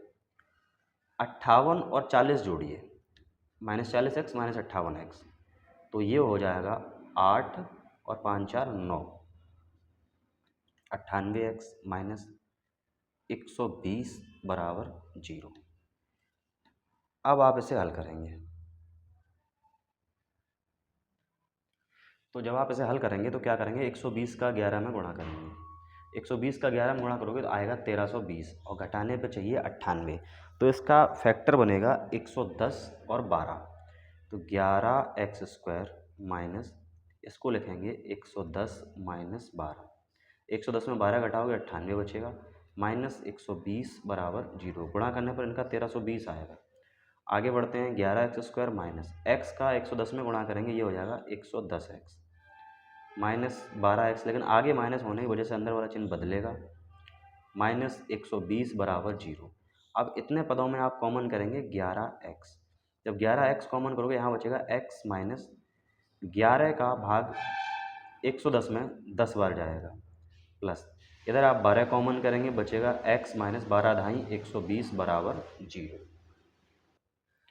उसके बाद दोनों पद जब समान हैं एक ब्रैकेट को बाहर निकालेंगे, x माइनस 10 बचेगा 11x प्लस 12 बराबर 0। हमें चाहिए x का मान, तो x का मान प्राप्त होगा इससे, आप लिखेंगे x माइनस 10 बराबर 0, माइनस का 10 उधर जाएगा प्लस का 10 हो जाएगा, x का मान प्राप्त हो जाएगा 10। तो आपसे कहा गया था कि भिन्न ज्ञात कीजिए, भिन्न में आपने अंश माना था x माइनस 3, यानी 10 में 3 कम करोगे तो 10 में 3 कम करोगे तो हो जाएगा 7/10, ये उसका उत्तर होगा। अगले प्रश्न में आपसे कहा गया है कि चित्र में ए बी और सी डी के अंदर ओ वाले एक वृत्त के दो लंबवत व्यास हैं, ये दो व्यास हैं इसके ए बी और सी डी। ओ डी छोटे वृत्त का व्यास है, छोटे वाले वृत्त का व्यास है ओ डी। ओ ए 7 सेंटीमीटर दिया गया, लघु और दीर्घ वृत्तों के क्षेत्रफलों का अनुपात ज्ञात कीजिए, मतलब इस छोटे वृत्त का क्षेत्रफल निकालना है, बड़े वृत्त का क्षेत्रफल निकालना है, दोनों का अनुपात ज्ञात करना है। तो इसका चित्र लगभग कुछ इस प्रकार से है, आपसे कहा गया है कि ओ ए बराबर 7 सेंटीमीटर है। ओ ए 7 सेंटीमीटर हमने मान ली ये बड़े वृत्त की त्रिज्या है, क्योंकि बड़े वृत्त की त्रिज्या जो है 7 सेंटीमीटर लेकर ही ये वृत्त बनाया होगा। तो छोटे वृत्त का व्यास है वो भी 7 सेंटीमीटर होगा, लेकिन छोटे वृत्त की त्रिज्या जो होगी वो होगी 7/2, जो कि त्रिज्या इसकी आधी होगी। आपसे पूछा गया है कि इन दोनों वृत्तों के क्षेत्रफलों का अनुपात। तो जब आप बड़े वृत्त का क्षेत्रफल निकालोगे, आपको पता है कि बड़े वृत्त की त्रिज्या कैपिटल आर बराबर आपको दी गई है 7 सेंटीमीटर, और छोटे वृत्त की त्रिज्या स्मॉल आर बराबर आप उसे आधा करेंगे 7/2 सेंटीमीटर हो जाएगा। आपसे पूछा गया दोनों वृत्तों के क्षेत्रफलों का अनुपात, तो आप निकालेंगे क्षेत्रफलों का अनुपात बराबर, तो पहले आप बड़े वृत्त का क्षेत्रफल निकालेंगे और छोटे वृत्त का क्षेत्रफल, तो आप लिखेंगे बड़े वृत्त का क्षेत्रफल माइनस छोटे वृत्त का क्षेत्रफल, मतलब बड़े वृत्त का क्षेत्रफल बटे छोटे वृत्त का क्षेत्रफल। तो वृत्त का क्षेत्रफल आपने पढ़ा होगा पाई आर स्क्वायर होता है, तो इसकी आर जो है आपने कैपिटल आर मानी है बड़े वाले की, तो पाई आर स्क्वायर, ये स्मॉल आर हो जाएगा स्मॉल पाई आर स्क्वायर, पाई से पाई कैंसिल हो जाएगा। अब बचा यहाँ कैपिटल आर, कैपिटल आर की वैल्यू है 7, तो आप लिखेंगे 7 इंटू 7 2 बार, स्मॉल आर है छोटे वृत्त की त्रिज्या, छोटे वृत्त की त्रिज्या है 7/2, आप उसे लिखेंगे 7/2 गुणा 7/2, 7 से ये 7 कैंसिल, इससे ये कैंसिल, यहाँ नीचे बटे में 2 गुणा 2 बचा जो ऊपर चला जाएगा, तो ऊपर 2 गुणा 2, नीचे 1 गुणा 1 बचेगा, तो ये प्राप्त हो जाएगा 4/1, अर्थात इनका अनुपात जो होगा वो हो जाएगा 4:1। अगला प्रश्न है जिसमें ये कहा गया निम्नलिखित बारंबारता बंटन का माध्य ज्ञात कीजिए। माध्य में आपको वर्ग अंतराल दिया गया है, बारंबारता दी गई है, तो आपको क्या करना है कि वर्ग अंतराल और बारंबारता को आप लंबवत लिखेंगे इस प्रकार से। तो वर्ग अंतराल आपको दिया गया है 20-60, फिर 60-100, 100-150, 150 250 और 250 350, 350 450, लगभग इस प्रकार से। बारंबारता आपको दी गई है 7, 5, 16, 12, 2, 3। तो जब आप इसका माध्य निकालेंगे, माध्य निकालने के लिए आप क्या करेंगे, इसका मध्य पद निकालेंगे पहले। मध्य पद जो होता है वो बारंबारताओं का योग का आधा होता है, तो 60 और 20 हो जाएंगे 80, 80 का आधा किया जाएगा 40, 100 और 60 हो गए 160, 160 का आधा करेंगे हो जाएगा 80, 100 और 50 ये हो गए 250, 250 का आधा करेंगे 175, फिर 150 और 250 जोड़कर हो जाएंगे 400, 400 का आधा करेंगे ये हो जाएगा 200, 250 और 350 मिलकर हो जाएंगे 600, 600 का आधा हो जाएगा 300 और 350 450 मिलकर हो गए 800, 800 का आधा हो जाएगा 400। अब करना क्या है, इसको माना जाएगा f और इसको माना जाएगा x, तीसरे वाले में करना है f गुणा x। इसके बाद क्या करना है, आपको निकालनी है पद गुणा बारंबारता, तो 40 गुणा 7 करोगे तो ये हो जाएगा 280, 80 गुणा 5 करोगे तो ये हो जाएगा 400। अब यहाँ पर 175, ये 125 है, 125 का जब 16 में गुणा करेंगे तो ये हो जाएगा 2000। अब 200 का 12 में करेंगे ये हो जाएगा 2400, 2 का 300 में करोगे ये हो जाएगा 600, 400 का 3 में करेंगे तो ये हो जाएगा 1200। अब इतना करने के बाद आपको क्या करना है, fx का टोटल करना है, जिसे कहते हैं सिग्मा fx। सिग्मा fx ज्ञात करने के लिए आप इनकी सभी संख्याओं को जोड़ेंगे, तो इन्हें जब टोटल करेंगे तो ये आ जाएगा 6880। फिर हम निकालेंगे बारंबारताओं का योग, तो सिग्मा f कहते हैं, ये टोटल निकल के आएगा ये हो जाएगा 45। अब आपसे कहा गया है कि आप बताएं इसका माध्य, तो माध्य का जो सूत्र होता है वो होता है सिग्मा fx बटे सिग्मा f। तो 6880 में 45 से आप भाग करेंगे तो लगभग में आपको प्राप्त होगा 152.88 लगभग, ये होगा इसका माध्य। तो बढ़ते हैं प्रश्न संख्या 3 की तरफ, जिसमें ये बताया गया है कि एक त्रिभुज का एक कोण दूसरे त्रिभुज के एक कोण के बराबर है तथा इन कोणों को अंतर्गत करने वाली भुजाएं समानुपाती हैं, तो सिद्ध कीजिए दोनों त्रिभुज समरूप होते हैं। तो उसके लिए क्या करेंगे, आप दो त्रिभुज मानेंगे। हमने एक त्रिभुज मान लिया है ABC और दूसरा त्रिभुज मान लिया है PQR। अब इसमें क्या है कि इनका एक कोण आपस में बराबर है, तो हमने मान लिया है कि एंगल A जो है वो एंगल P के बराबर है। यानी जो हमको दिया गया है वो ये दिया गया है कि इनका एक कोण बराबर है, अर्थात एंगल A जो बराबर है वो एंगल P के बराबर है। फिर प्रश्न में ये कहा है, तो इसमें एंगल A एंगल P के बराबर है और एंगल को बनाने वाली भुजाएं जो है वो समानुपाती हैं। समानुपाती का तात्पर्य ये है कि AB बटे PQ बराबर AC बटे PR, ये आपको दिया गया है। अब सिद्ध क्या करना है, आपसे कहा गया है कि तो सिद्ध कीजिए कि दोनों त्रिभुज जो हैं वो समरूप होंगे। तो triangle ABC is similar to triangle P Q R. अब ये दोनों त्रिभुज आपको समरूप सिद्ध करने हैं, तो आप क्या करेंगे, इसमें से कंस्ट्रक्शन करेंगे, इसमें रचना करेंगे कि BC के समांतर एक रेखा, मतलब QR के समांतर एक रेखा खींचेंगे आप, इसमें नाम दे देंगे उसको EF,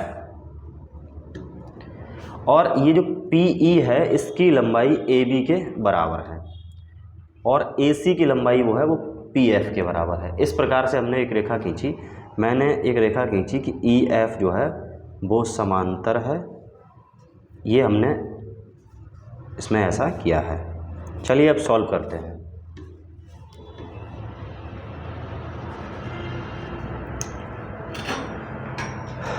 तो त्रिभुज ABC व त्रिभुज PEF में, ABC और PEF की बात चल रही है, दोनों त्रिभुजों में देखा जाए तो एंगल A बराबर है एंगल P के, ठीक, एंगल A एंगल P के बराबर है और इसकी भुजा AB इस वाले त्रिभुज की भुजा PE के बराबर है और AC जो है वो बराबर है PF के। इसलिए यहाँ पर एक नियम लगेगा कि त्रिभुज ABC समरूप हो गया PEF के। तो हमने ABC को PEF के समरूप किया है, लेकिन हमें करना क्या है कि ABC समरूप करना है PQR के। तो इसको तो हम समीकरण 1 डाल के यहीं छोड़ देंगे। आगे क्या करना है कि त्रिभुज PEF, अब देखना जरा, PEF व त्रिभुज PQR की बात करें, उसके ही अंदर बनने वाले त्रिभुज PQR के, तो ये वाली रेखा इसके समांतर है, ठीक। तो इसका ये एंगल इस वाले एंगल के बराबर होगा, ये वाला एंगल इस वाले एंगल के बराबर होगा। तो त्रिभुज PEF त्रिभुज PQR के समरूप हो जाएगा। त्रिभुज PEF PQR के समरूप हो जाएगा। तो आप लिखेंगे एंगल P बराबर एंगल P उभयनिष्ठ है दोनों में, और एंगल E बराबर है एंगल Q के, एंगल F बराबर है एंगल R के। इसलिए त्रिभुज PEF समरूप होता हुआ त्रिभुज PQR के। इसको समीकरण 2 डाल देंगे। अब समीकरण 1 और 2 की जब तुलना करेंगे तो यहाँ पर भी PEF है और यहाँ पर भी PEF इसके समरूप है, PEF इसके भी समरूप है। इसका मतलब ये दोनों आपस में समरूप हैं। तो आप लिख देंगे समीकरण 1 व 2 से त्रिभुज ABC समरूप है त्रिभुज PQR के। बस क्वेश्चन कंप्लीट। अगला प्रश्न है जिसमें यह बताया गया है, इसके अथवा में दिया है BL और CM एक समकोण त्रिभुज ABC की माध्यिकाएं हैं तथा इस त्रिभुज का एंगल A समकोण है। सिद्ध कीजिए 4 × BL² + CM² बराबर 5BC²। ये आपको प्रूफ करना है। तो BL और CM माध्यिकाएं हैं, तो इसका चित्र कुछ इस प्रकार से बनेगा कि BL और CM इसकी माध्यिकाएं होंगी। माध्यिका वो होती है जिस भुजा को स्पर्श करेगी उसे बराबर 2 भागों में विभाजित करेगी। CM ने इसको यहाँ स्पर्श किया तो ये वाला भाग इस वाले भाग के बराबर होगा, और एंगल A इसमें समकोण दिया गया है आपको। तो जो दिया है पहले उस पर फोकस करते हैं।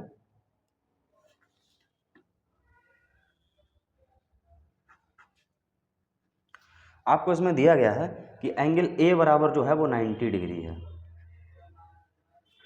एंगल A 90 डिग्री है, और BL व CM माध्यिकाएं हैं। BL व CM माध्यिकाएं हैं। अब जो सिद्ध करना है,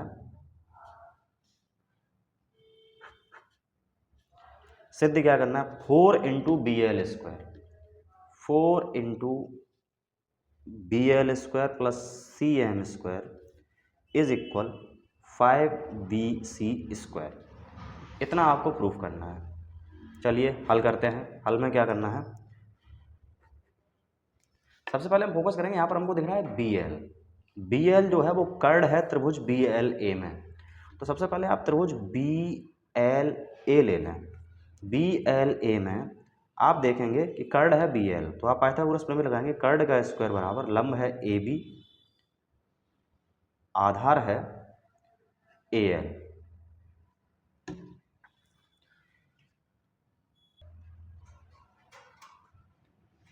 और ए एल जो है वो ए सी का आधा है। तो आप अगले स्टेप से लिखेंगे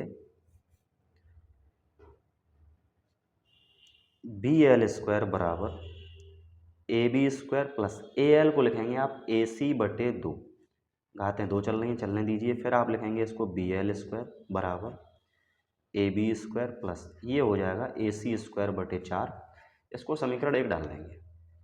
अब इसके बाद यहाँ पर सी एम लिखा है, तो सी एम किस में आ रहा है, सी एम ए वाले त्रिभुज का कर्ड है सी एम, तो आप लेना त्रिभुज सी एम ए में।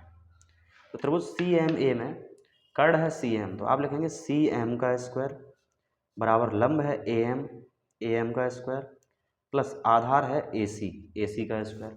अगले स्टेप से क्या करेंगे, सी एम स्क्वायर ऐसे ही रखेंगे, ए एम जो है ए एम आधा है किसका, ए बी का, तो ए एम को लिखेंगे ए बी बटे 2, लेकिन वर्ग करेंगे तो ए बी स्क्वायर बटे 4 हो जाएगा प्लस ए सी स्क्वायर, समीकरण 2।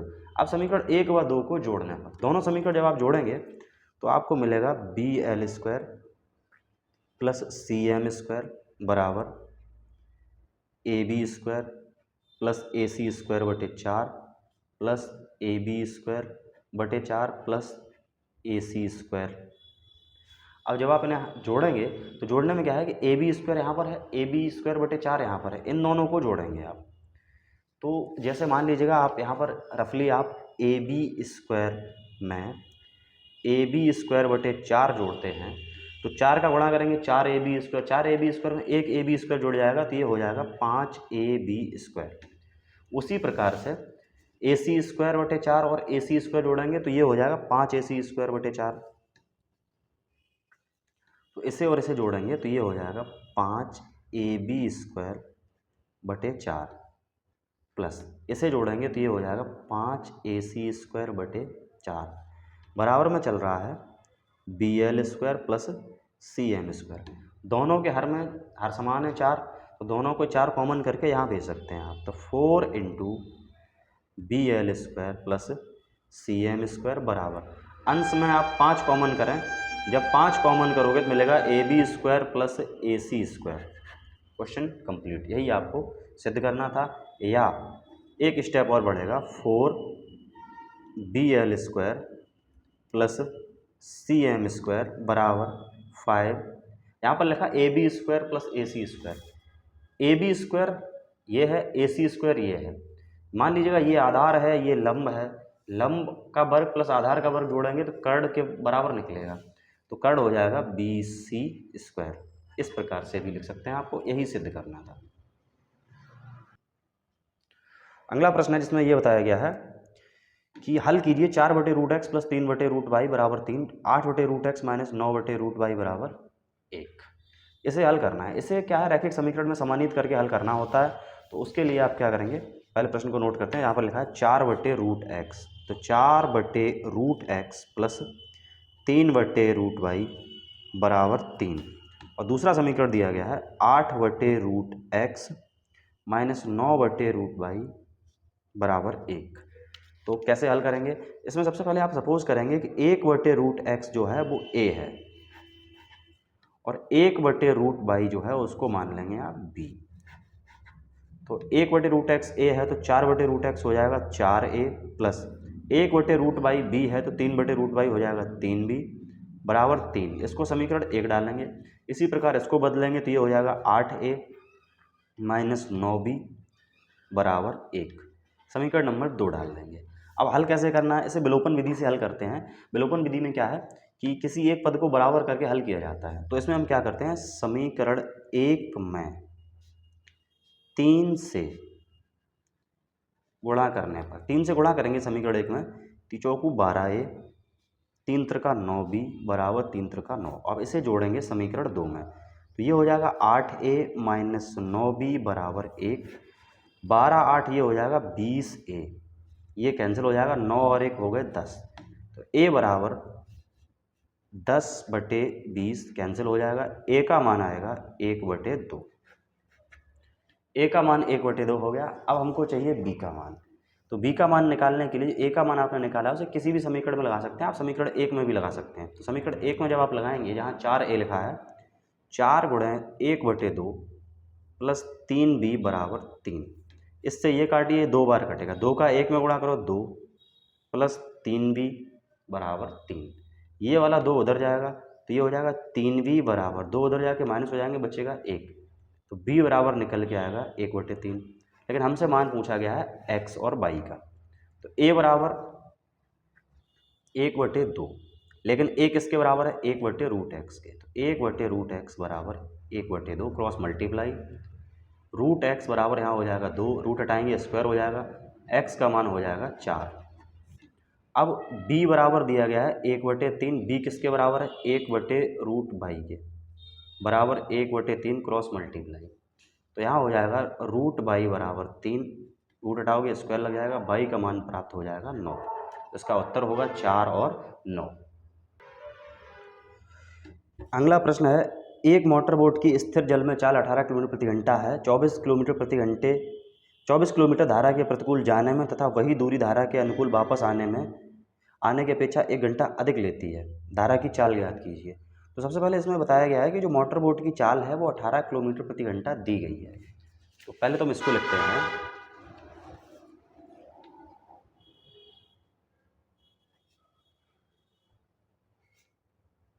मोटर बोट की चाल जो है आपको दी गई है 18 किलोमीटर प्रति घंटा। लास्ट में पूछी किसकी गई है? धारा की चाल ज्ञात कीजिए। तो धारा की चाल हम मान ले रहे हैं x किलोमीटर प्रति घंटा। धारा की चाल बराबर हमने मान लिया x किलोमीटर प्रति घंटा। अब दूरी बताई गई है 24 किलोमीटर। तो हम एक काम करते हैं, धारा की दिशा में जाने में लगा समय, पहले हम ये निकालते हैं। तो समय बराबर आपको पता है दूरी बटे चाल होता है। तो धारा की दिशा में कितने किलोमीटर दूरी तय कर रहे हैं हम? 24 किलोमीटर। तो दूरी बराबर जो समय निकालना है, समय बराबर होता है दूरी बटे चाल। तो दूरी है 24 बटे चाल। अब धारा की दिशा में जा रहे हैं, मान लीजिएगा धारा इस दिशा में बह रही है, इसी दिशा में आपकी मोटर बोट जा रही है, तो दोनों स्पीड जुड़ जाएंगी। तो मोटर बोट की स्पीड है 18 किलोमीटर और धारा की है x, तो ये हो जाएगा 18 प्लस x घंटे। अब हम निकालते हैं धारा के विपरीत।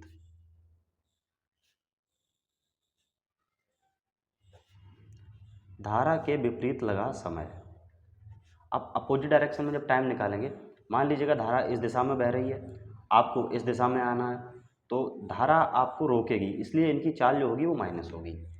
तो लगा समय बराबर दूरी बटे चाल। दूरी वही है, चाल क्या हो जाएगी? बोट की चाल तो 18 किलोमीटर थी, लेकिन धारा उसे रोकेगी, धारा की चाल x है, तब इसे इतना समय लगेगा।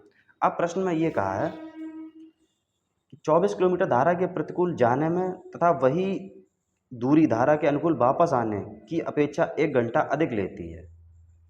तो धारा की दिशा में जाने में जो समय लग रहा था वो था 24/18 प्लस x, और धारा से विपरीत आने में समय लग रहा था 24/18 माइनस x। अब ये जो समय है इससे 1 घंटा कम लगेगा, 1 घंटा अधिक लगेगा। तो क्या करेंगे? एक इसमें जोड़ देंगे बराबर। अब करना क्या है कि 24/18 प्लस x इधर ही रखें, इसको इधर लेके आइए, माइनस 24/18 माइनस x बराबर, प्लस का बन उधर जाएगा, माइनस हो जाएगा। अब आप क्या करेंगे? अंश में 24 कॉमन कर सकते हैं। 24 कॉमन करोगे 1/18 plus x minus 1/18 minus x बराबर में चल रहा है -1। अब इनका क्रॉस मल्टीप्लाई करेंगे तो 24 अपने स्थान पर ऐसा ही रहेगा, 18 माइनस एक्स का 1 में करेंगे 18 माइनस एक्स, माइनस 1 का 18 में करेंगे -18, 1 का x में करोगे -x बटे हर का हर में करोगे a plus B, a minus B हो जाएगा। तो 18 का वर्ग माइनस x का वर्ग बराबर हो जाएगा -1। अब यहाँ पर क्या होता है, तो करना क्या है, +18 -18 कैंसिल है, x और x हो गए -2x, -2x का 24 में गुणा करेंगे, माइनस के 24 दूनी 48 हो जाएगा यहाँ पर।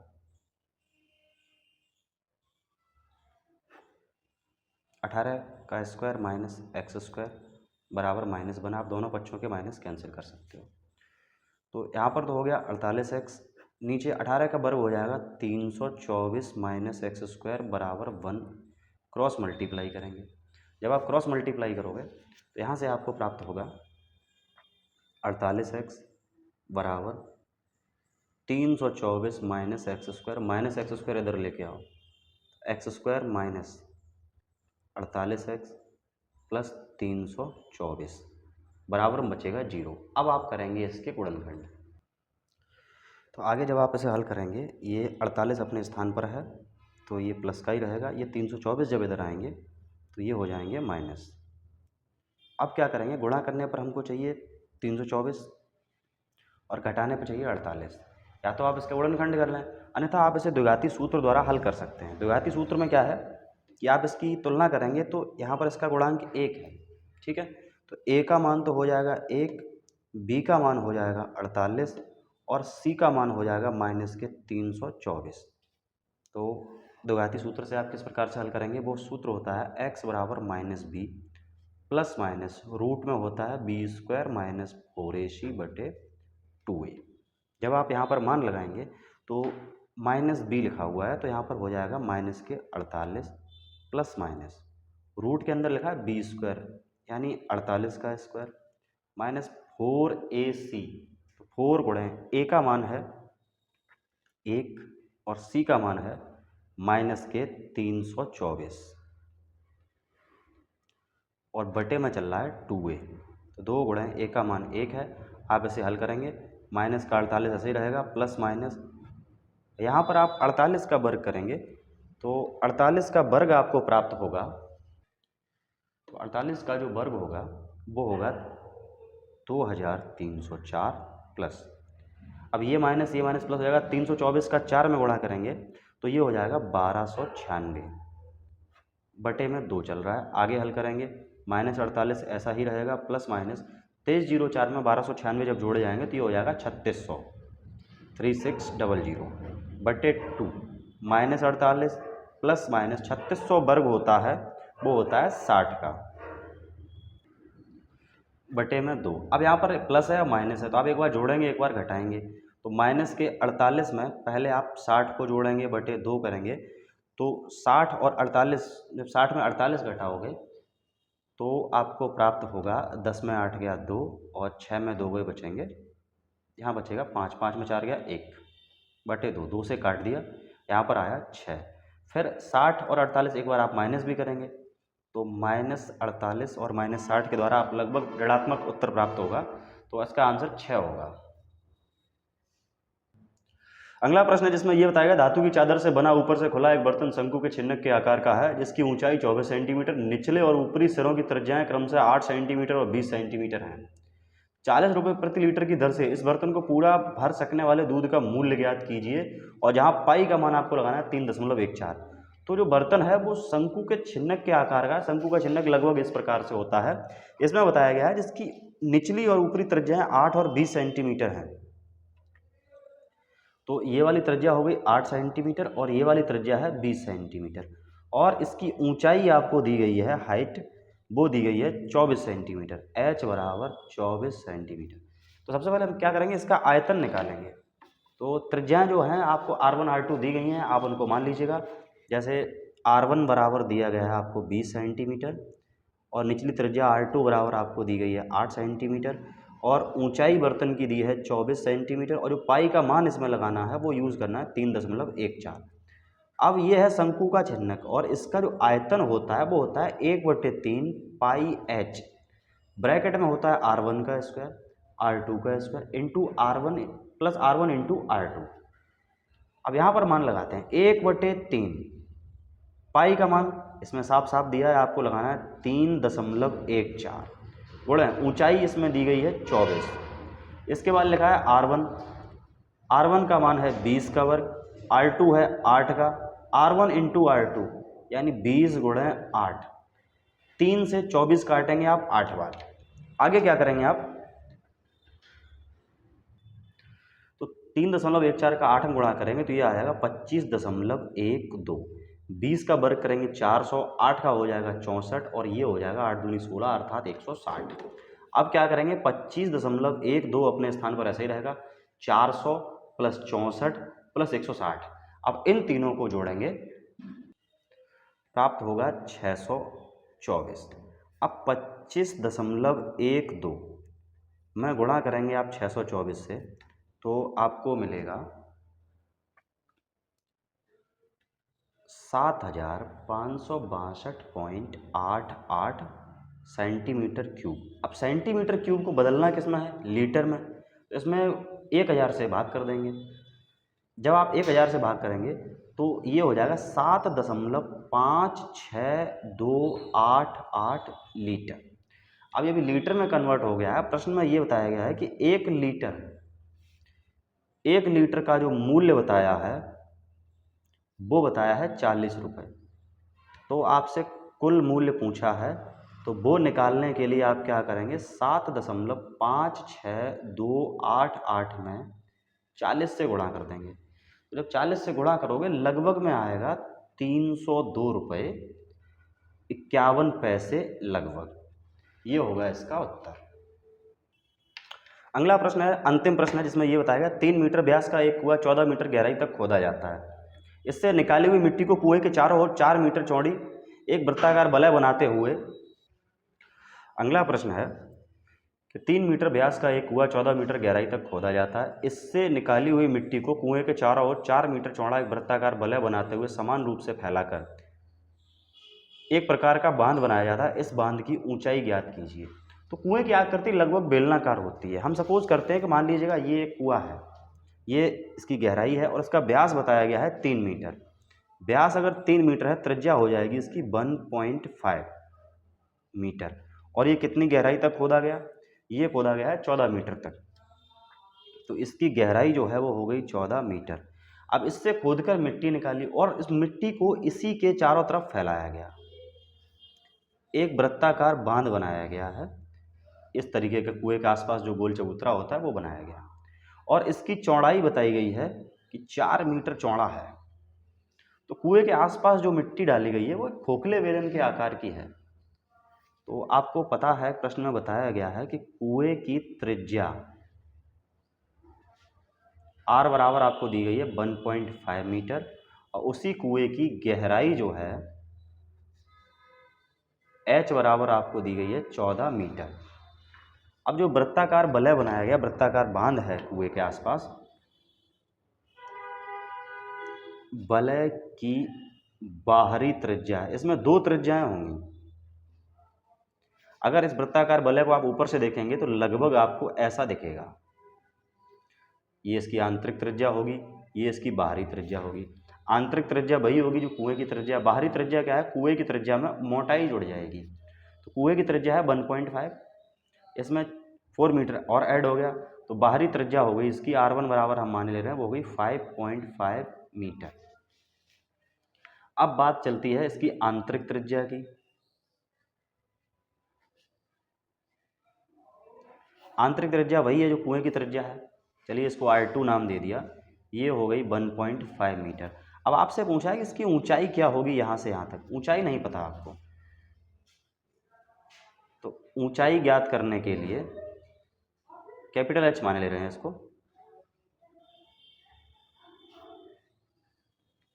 ये आपको पता नहीं है। अब करना क्या है, वलय का आयतन बराबर कुएं का आयतन। अब दोनों बराबर क्यों है, कुएं से निकाली गई मिट्टी, मिट्टी से बनाई गई आसपास वृत्ताकार वलय, और जो वृत्ताकार वलय जो बनाई गई है वो खोखले बेलन के आकार की है। खोखले बेलन का आयतन होता है पाई r1 का स्क्वायर माइनस r2 का स्क्वायर इंटू h बराबर, कुआ बेलन के आकार का होता है तो पाई r स्क्वायर h हो गया। दोनों बच्चों के पाई काट लिए, यहाँ बचा r1।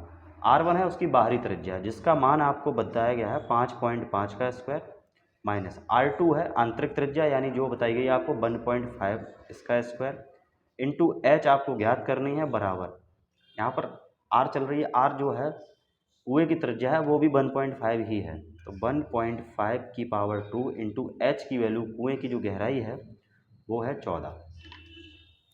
अब आप इसको हल करेंगे तो यहाँ पर ए स्क्वायर माइनस बी स्क्वायर वाली कंडीशन बन रही है ना, एक बार जोड़ दीजिए एक बार घटा दीजिए।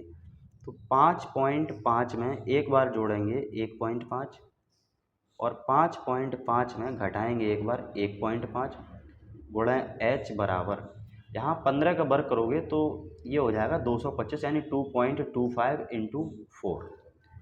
यहाँ 5.5 में 1.5 जोड़ोगे तो ये 5 5 10 हो गए, 5 और 1 6 और यहाँ पर हो गए 7 गुणा 5 में 5 गया 0, 5 में 1 कम किया ये हो गए 4 गुणा एच बराबर, यहाँ पर 14 लिखा है 2.25 गुणा 14। इन दोनों संख्याओं को इसके नीचे ले जाइए, h बराबर 2.25 गुणा 14 बटे 7 गुणा 4। 7 से 14 काटेंगे आप, 2 बार कटेगा, 2 से 4 काट दिए 2 बार। अब 2 का भाग इसमें करेंगे, 2 एकम 2, फिर 2 एकम 2, 2 दूनी 4, 2 पंचे 10।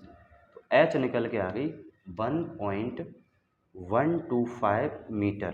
तो जो वृत्ताकार वलय है वो यहाँ से यहाँ तक 1.25 मीटर हो गई। इस प्रकार से आपका ये प्रश्न पत्र था। तो काफ़ी अच्छे प्रश्नों का संग्रह इस बार आपको दिया गया और सारे प्रश्न पुस्तक आपकी एनसीईआरटी बुक जो है उसी से दिए गए हैं। तो बाकी आप लोग पढ़ते रहिए, मेहनत करते रहिए। नमस्कार।